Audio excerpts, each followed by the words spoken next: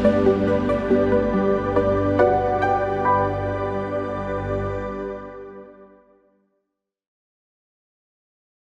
this tutorial, we will show you the step-by-step process of converting OneNote to HTML format using the BitRecover TIFF Converter Wizard. To install the BitRecover TIFF Converter Wizard, download it from the link in the video description. After installation, simply launch the software. To begin, click the Next button.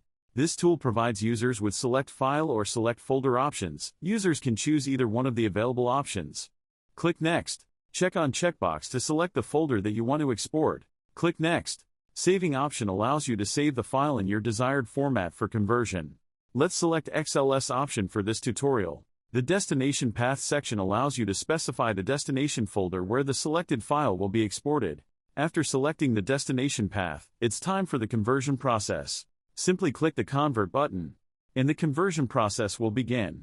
Once the conversion is completed, you'll receive a notification indicating that you have successfully converted TIFF files. Click OK. And open the destination folder to access the newly converted file.